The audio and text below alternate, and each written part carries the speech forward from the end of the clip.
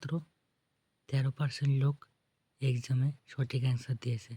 দেখো অঙ্কটা কী বলেছে। একজন দোকানদার 32,400 টাকায় 1800 কেজি গম কিনেছেন।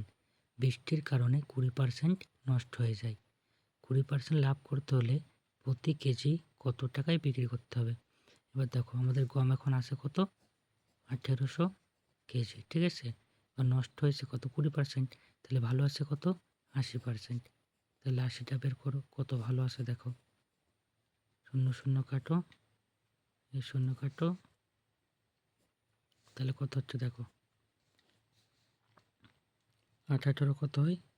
144। এত কেজি গম ভালো আছে, ঠিক আছে। এবার টাকা দেখো, কত টাকায় কিনেছিলাম, কত টাকায় সেটা দেখো। কিনেছিলাম 32,400 টাকায়। এবার এত টাকায় কিনেছিলাম। এবার কি বলছে, আমার 20% লাভ করতে হবে। তাহলে 20% লাভ করে কত টাকা করতে হবে দেখো। এটা 100-র মান। এবার 20% লাভ করতে হবে, তাহলে কত? 120। একটা শূন্য, দুটো শূন্য, একটা শূন্য, দুটো শূন্য কাটো, তাহলে গুণ করে দেখো কত হয়। 12 শূন্য শূন্য, 4 48, 8 8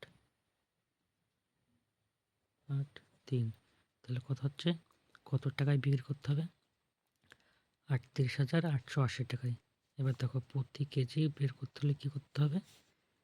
এত টাকা, 38,880 টাকা উপরে, এবার কেজিটা নিচে রাখো। এবার কাটো, দেখো কত হবে। 12 দিয়ে কাটো, 12 হয়। 12 দিয়ে কাটলে 3 2, হ্যাঁ, তাহলে কত হচ্ছে? 324। আবার দেখো 12তে যাই, 12 দোকানে 24, 8 থাকছে 84, 7 12 84। তাহলে উত্তর কত হয়ে যাচ্ছে? 27 টাকা।